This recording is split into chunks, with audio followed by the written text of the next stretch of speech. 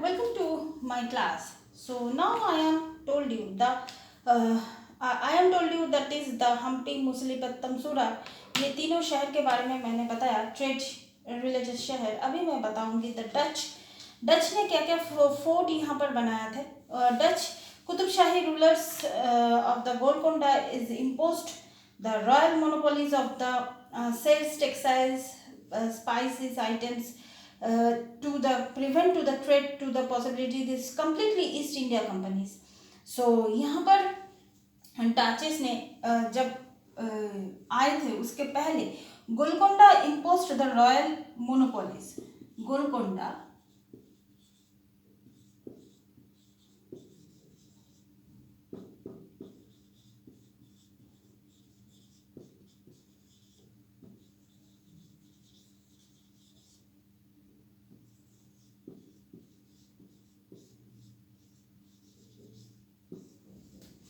Royal monopoly. New town यहाँ पर जो शहर हुआ था पहले वो तो मिडिल में हुआ था हम्पी, जैसे Hampi मछलीपत्तम.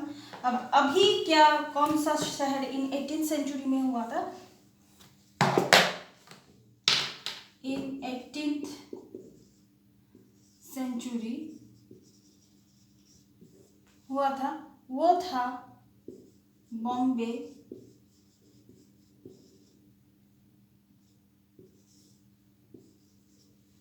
Madras, Calcutta.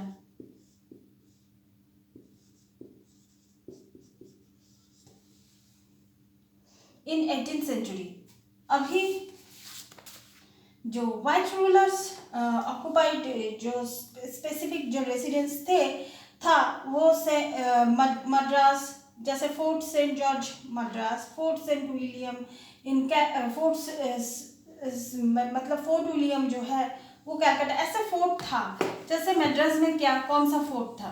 It is the Fort Saint George in Madras.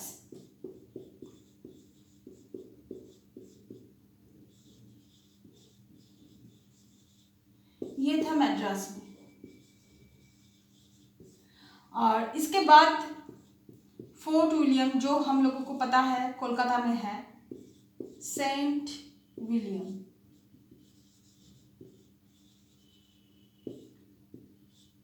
Now in Kolkata. तभी कलकत्ता था, अभी कोलकाता है. सो इसके बाद जो आता है हम बात कर सकते हैं वास्को दा गामा के बारे में. वास्को दा गामा कौन थे? वो इंडिया में मतलब पोर्तुगीज सेलर थे जो रिच्ड इन कालीकट 1498.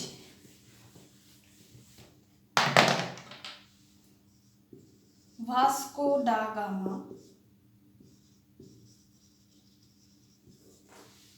पोर्तुगीज सेलर थे.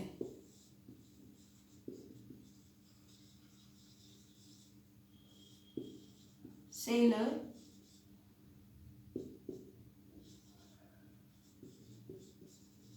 reached Calicut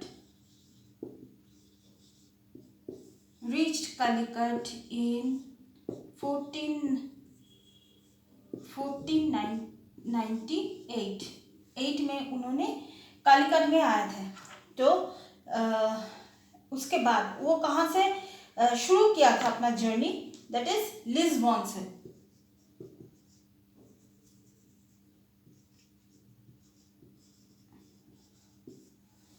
लिस्बॉन से शुरू किए थे.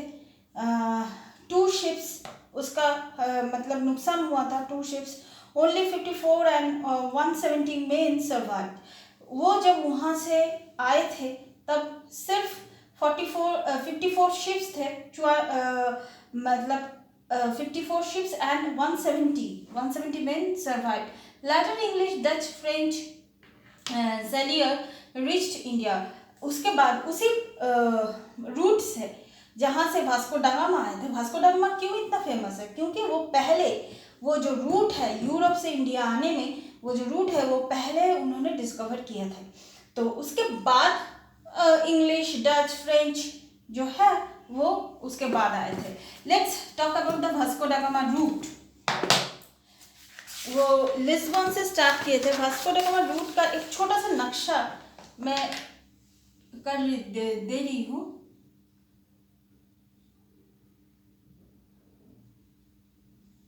ये है यूरोप का, ये अफ्रीका,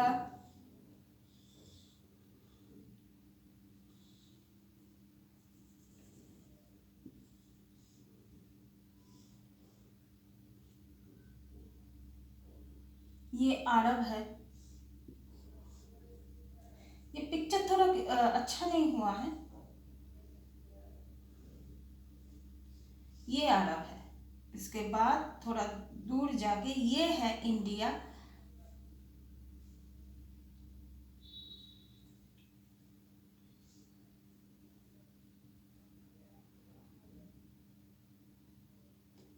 ये इंडिया का ये पोर्शन, क्योंकि कालीकट दिखाना मेरा मेन, ये है कालीकट।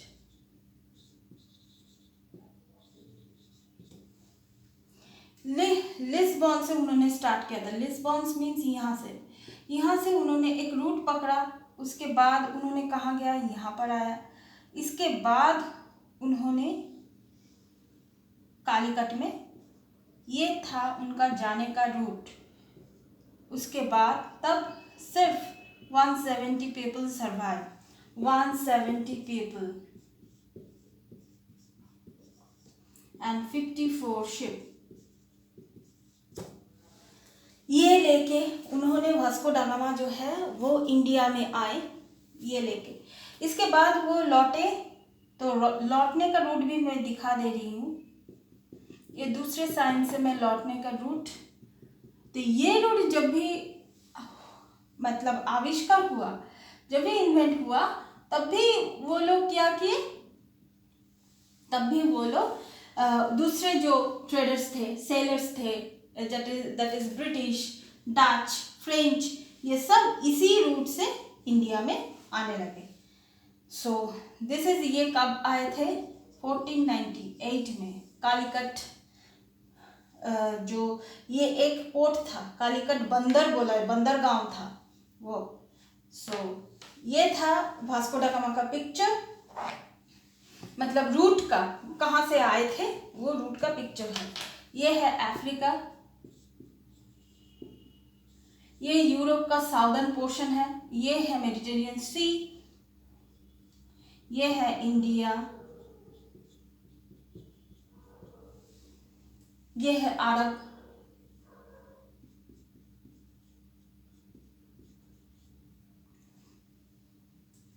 सो ये है ये पिक्चर। अगर आप चाहे तो ये पिक्चर ड्रॉ भी कर सकते हैं, ये आपके किताब में होगा। इसके बाद हम जिसके बारे में बात करेंगे वो इंडिया से रिलेटेड नहीं है, लेकिन वो भी एक उस टाइम में जो कॉन्टेम्पोररी, जैसे एनसीईआरटी में हमेशा से ही इंडिया के साथ कॉन्टेम्पोररी यूरोप हिस्ट्री भी पढ़ाया जाता है। लास्ट एक कंक्लूजन में यूरोपियन कोई इंसिडेंट रहता ही है। तो ये वास्को दा गामा था। अब हम जिसके बारे में बात करेंगे वो है कोलंबस। कोलंबस का जो रूट था वो बहुत बार उन्होंने किया था। जैसे ये अगर मैं यूरोप का ये पोर्शन, स्पेन ये पोर्शन लूँ, ये आप सोच लीजिए कि अफ्रीका है। अब यहाँ से हम लोग किसके बारे में देखेंगे, यहाँ से आप देखिए,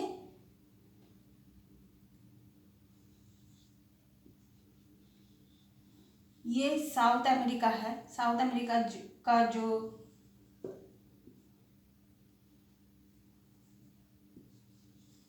मेरा ड्राइंग इतना अच्छा तो है नहीं, फिर भी मुझे लगता है कि आप लोग समझ जाएंगे।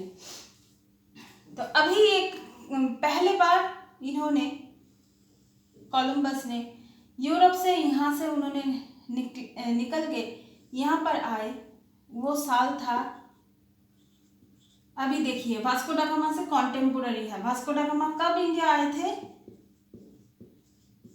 और कोलंबस कॉन्टेम्पोररी है, इसीलिए आप लोगों को एनसीईआरटी के सिलेबस में कोलंबस के बारे में भी बोला गया। तो ये 14 इस ये जो उन्होंने आए थे 1492 में, मतलब ये 1492 में, तब उन्होंने कोई भी डिस्कवर नहीं किया था, मतलब वो कुछ रिकॉग्नाइज नहीं कर पाए। उसके बाद वो आए थे यहाँ पर 93 में। वहाँ पर उन्होंने क्या देखा, वहाँ पर इन्होंने छोटा छोटा कॉलोनी जो है वहाँ पर उन्होंने शुरू किया। उसके बाद उन्होंने 1498 to 1500 में उन्होंने क्या किया था, वेनेजुएला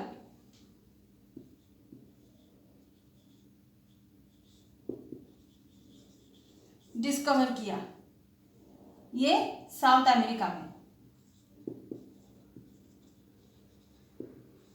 वेनेजुएला डिस्कवर किया।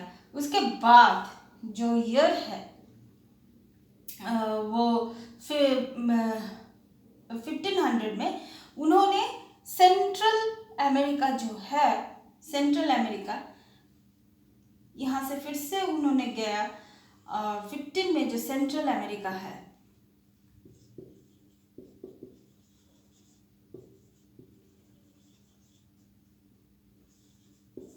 उन्होंने डिस्कवर किया, दैट इज 1500 में।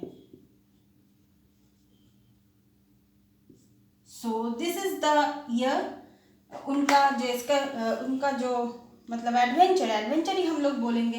कोलंबस जो थे मतलब उन्होंने बहुत ये अमेरिका को डिस्कवर करने के लिए वो बहुत ज़्यादा मेहनत किए थे।